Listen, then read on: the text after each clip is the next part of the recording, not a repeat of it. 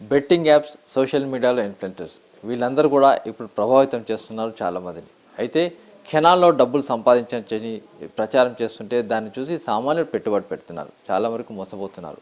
దాని తర్వాత ఆత్మహత్యలు పాల్పడుతున్నారు. అయితే దీనికి సంబంధించి మొదటి నుంచి కూడా సజ్జనార్ ఐపీఎస్ కూడా దీనిపైన పోరాటం చేస్తున్నాడు.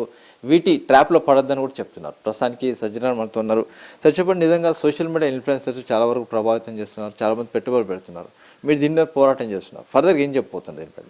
అంటే డెఫినెట్లీ ఎందుకంటే చాలామంది ఇన్ఫ్లుయెన్సర్స్ వాళ్ళ ఫాలోవర్స్ని ఇన్ఫ్లుయెన్స్ చేసి ఈ బెట్టింగ్ యాప్లో దింపుతున్నారు. దానివల్ల ఏదో వాళ్ళు ఫస్ట్ ఇనిషియల్గా కొంత డబ్బులు చేసుకుంటారు, తర్వాత మళ్ళీ వాళ్ళు ఏదో ఎక్కువ ఆశపడి మళ్ళీ ఇంకా ఎక్కువ డబ్బులు పెట్టడంతో చాలామంది మోసపోతున్నారు. ఇంకా మీరు కొంచెము లాస్ట్ ఒక 10-15 సంవత్సరం నుంచి చూస్తే ఈ టెక్నాలజీ వల్ల ఈ సైబర్ ఫ్రాడ్స్ కూడా, సైబర్ క్రైమ్ కూడా చాలా ఎక్కువ కావడం జరిగింది. ఇప్పుడు అన్ని చోట్ల కూడా క్రైమ్ పెరిగింది అంటారు, కానీ క్రైమ్ పెరిగింది బికాజ్ ఆఫ్ సైబర్ క్రైమ్ వల్ల. అంతకుముందు మనకు ఓటీపీ ఫ్రాడ్ ఉండింది, కేవైసీ ఫ్రాడ్ వచ్చింది, బ్యాంక్ ఆఫీసర్స్ అని చెప్పి ఫ్రాడ్ వచ్చింది, తర్వాత మళ్ళీ మనకు ఓఎల్ఎక్స్ ఫ్రాడ్ వచ్చింది. సో అది మారుతుంటే ఇప్పుడు ఏమైందంటే ఇప్పుడు అంతా ఓల్డ్ అయింది కదా, ఇంకా బెట్టింగ్ యాప్ పైన చాలామంది పడుతున్నారు. ఇంకా కొంతమంది ఇంకా ఆ ఇన్వెస్ట్మెంట్ ఫ్రాడ్ కూడా, ఈ స్టాక్ మార్కెట్లో కూడా చాలామంది ఫేక్ వెబ్సైట్ క్రియేట్ చేసి వాళ్ళకి ఏదో చూపించి మీరు ఈ షేర్ కొనుక్కుంటే మీకు ఇట్లా అవుతుందని చెప్పి వాళ్ళకు ఫేక్ స్క్రీన్ కూడా డిస్ప్లే చేసి చాలామంది చేస్తున్నారు. సో ముఖ్యంగా నేను పబ్లిక్కి కోరేదంటే there is no short cut.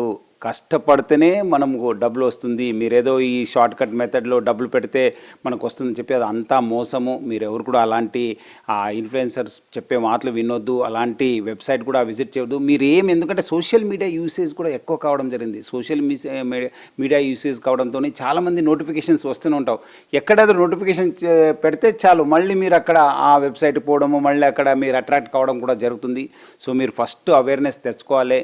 అదేవిధంగా పబ్లిక్ కూడా కోరుతున్నా, మీరు ఎక్కడాದರೂ మోసపోతే please inform the local police, లేదంటే 1930కు కాల్ చేసి చెప్పండి ఇట్లా మా డబ్బులు పోవడం జరిగింది. ఎందుకంటే చాలామంది ఏదో మనం మోసపోయానని చెప్పడానికి చాలా సిగ్గుపడుతుంటారు. ఎందుకు మళ్ళీ పోలీస్ స్టేషను పబ్లిక్ ఎందుకు చెప్పడం అని చెప్పి.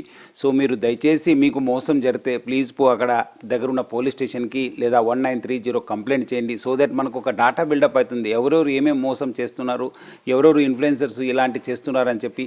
నాకు కూడా కొంచెం, ఎందుకంటే ఇలాంటి ఫ్రెండ్స్ వాళ్ళు కొన్ని వీడియోస్ పంపడం జరుగుతుంది.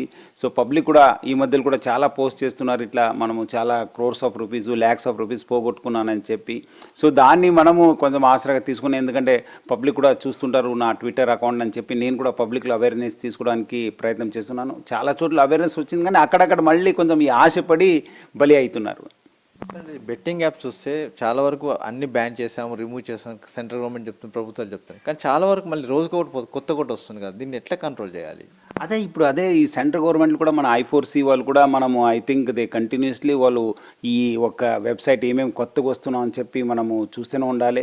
ఎందుకంటే అల్టిమేట్లీ వాళ్ళు అదే ఫ్రాడ్స్టర్స్, నేను చెప్పాను అంతకుముందు OLX నుంచి సైబర్ ఇట్లా వాళ్ళు మారుతూనే ఉంటారు. పబ్లిక్ది ఒక ఆశను వాళ్ళు ఒక అసెట్గా తీసుకొని, పెట్టుబడిగా తీసుకొని వాళ్ళు ఏదో ఒకటి చేస్తూనే ఉంటారు. సో మనము విజిలెన్స్, స్టేట్ వాళ్ళు కూడా ఇక్కడ కూడా సైబర్ ఆఫీషియల్స్ కూడా బాగా చేస్తున్నారు, సెంట్రల్ కూడా I4C వాళ్ళు కూడా బాగా చేస్తున్నారు. ఐ థింక్ వాళ్ళు కంటిన్యూస్ చేస్తున్నారు. అందుకు పబ్లిక్ కూడా ఇంకా కొంచెం వెళ్ళాలి. మీరు ఆల్రెడీ మీరు NTV వాళ్ళు కూడా బాగా చేస్తున్నారు, వేరే వాళ్ళు ప్రెస్ ఫ్రెండ్స్ కూడా బాగా చేస్తున్నారు కానీ ప్రచారం, బట్ ఇంకా కొంచెం లోతుకు వెళ్ళాల్సిన అవసరం ఉంది. ముఖ్యంగా మారుమూల ప్రాంతంలో ఇది ఎక్కువ జరుగుతుంది. సో ఏదో ఆశపడి వాళ్ళు చేస్తున్నారు. సో ఐ థింక్ ఇంకా కంటిన్యూస్లీ విజిలెన్స్ పెంచుకుంటే డెఫినెట్లీ ఇలాంటి వెబ్సైట్స్ పుట్టుకోవడానికి అవకాశం లేదు. వాళ్ళపైన కూడా మనం ఉక్కుపాత చూపించవచ్చు. చాలా వరకు నష్టపోయిన తర్వాత దాని నుంచి బయటపడడానికి ఏం చెప్పుకోలేక చాలామంది సూసైడ్ చేసుకుంటారు. వాళ్ళకి ఏం చెప్పబోతున్నారు? అదే, మీరు సుసైడ్ అనేది ఒక మార్గం కాదు. మీరు మీలాంటి వాళ్ళని ఇంకా కాపాడుకోవాల్సిన బాధ్యత మీ పైన ఉంది. ముఖ్యంగా మీకు ఫ్యామిలీ ఉంటుంది, మీకు పిల్లలు ఉంటారు, మీ తల్లిదండ్రులు ఉంటారు. సో వాళ్ళు కూడా చూసుకోవాలి. మీరేదో జస్ట్ మనకు మోసపోయినానని చెప్పి మీరు సుసైడ్ చేసుకుంటే అది మార్గం కాదు. అలాంటిది ఎవరు కూడా చేయవద్దు. మీరు ఇమీడియట్లీ అలాంటి జరిగితే మీరు ఫ్రెండ్స్ కానీ మీ రిలేటివ్స్ ద్వారా, లేదంటే మీరే డైరెక్ట్లీ పోలీస్కు కంప్లైంట్ ఇవ్వండి. 1930 అనేది ఒక మంచి సిస్టమ్, ఇప్పుడు చాలా బాగా ఎఫెక్టివ్గా పనిచేయడం జరుగుతుంది. సో అదిని వాడుకోండి. సో దట్ మనం కూడా ఏమవుతుందంటే ఇలాంటి వెబ్సైట్ మోసం జరుగుతుంటే మనం ఇమీడియట్లీ మనం కూడా కన్సర్న్ వాళ్ళకి రాసి ఆ వెబ్సైట్ని బ్యాన్ చేయడమా, కన్సర్న్ ఇన్ఫ్లుయెన్సర్ పైన యాక్షన్ తీసుకోవడానికి ఉంటుంది. అదేవిధంగా ఇన్ఫ్లుయెన్సర్స్ కూడా మీరు మంచి కోసం పని చేయాలి, కానీ ఇలాంటి బెట్టింగ్ యాప్ నేను ఇట్లా చేశాను, నాకు ఆ నోట్ వచ్చిన ఒక అంతా విసురుకుంటా లేదంటే ఫ్లైట్లో తిరుగుకుంటూ కొత్త కారు, కొత్త బైక్స్ లేదంటే ఒక కొత్త బైక్ను కాల్చడం అనేది మంచిది కాదు. మీకు ఏదో డబ్బులు వచ్చిందని చెప్పి వాళ్ళు ఏదో మీకు కొంచెము డబ్బులు ఇస్తారని చెప్పి వేరే వాళ్ళని ఈ ఒక్క మోసంలో దింపొద్దు. మీరు కూడా కొంచెము బాధ్యయుతంగా మీరు ఉండాలి. సో దట్ సోషల్ రెస్పాన్సిబిలిటీ మీ పైన ఉంటుంది. ఎందుకంటే మీకు చాలామంది ఫాలోవర్స్ ఉంటారు. మంచి పని కోసం మీరు అందరూ కూడా పని చేయాలి. సుసైడ్ అనేది మార్గం కాదు. సో పబ్లిక్ అందరూ కూడా కోరుతున్నాను, మోసపోతే మీరు దగ్గరున్న పోలీస్కి మీరు కంప్లైంట్ చేయాలి, లేదా 1930 కంప్లైంట్ చేయాలని చెప్పి నేను కోరుతున్నాను. డిపార్ట్మెంట్ పరంగా ఇంకా ఏం చేస్తూ ఉంటారు? అవేర్నెస్ ప్రోగ్రామ్స్ లేకుంటే ఏమైనా పబ్లిక్లో వెళ్ళడానికి ఏం చేయాలనుకుంటారు?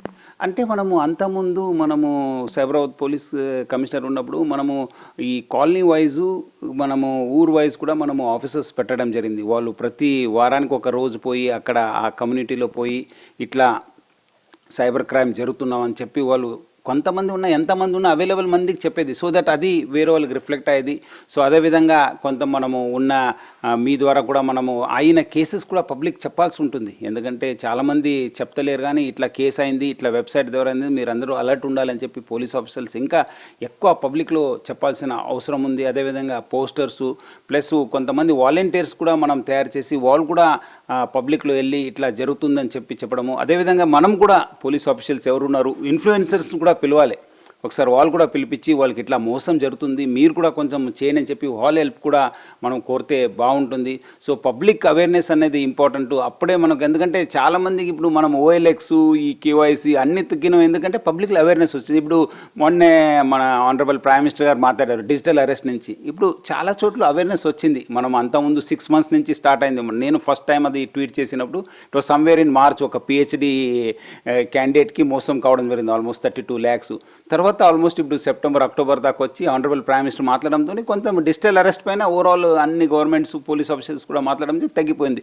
ఇప్పుడు మనం ఈ బెట్టింగ్ యాప్ పైన మళ్ళీ ఈ ఇన్వెస్ట్మెంట్ ఫ్రాడ్ పైన ఈ స్టాక్ ఎక్స్చేంజ్, ఎందుకంటే స్టాక్ ఎక్స్చేంజ్ కొంచెం మార్కెట్ బూమింగ్లో ఉంది, కొంచెం పెట్టుబడి పెడితే బాగా డబ్బులు వస్తుందని చెప్పి చాలా ప్రచారం ఉండడంతో ఈ ఇన్వెస్ట్మెంట్ ఫ్రాడ్లు కూడా చాలామంది మోసపోతున్నారు. I think investment fraud, betting fraud are the main challenges.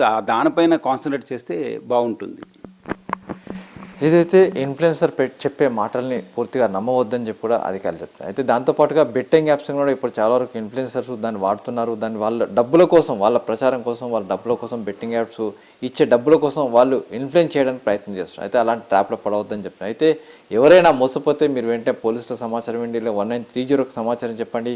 అంతేకాకుండా మీరు ఎట్టి పరిస్థితుల్లో సూసైడ్ లాంటి దానికి వెళ్ళవద్దని చెప్పి కూడా సజ్జన గారు సూచిస్తున్నారు. అయితే ఇలాంటి వ్యవహారాలు ఇలాంటివి వచ్చినప్పుడు జాగ్రత్తగా ఉండాలి. అంతేకాకుండా నిర్భయంగా, అంటే ఎక్కడ కూడా అధైర్య పడకుండా ముందుకు వెళ్ళాలని చెప్పి కూడా అధికారులు సూచిస్తున్నారు. కెమెరా పర్సన్ విశ్వపాల్తో రమేష్, ఎట్లా ఇంటివి.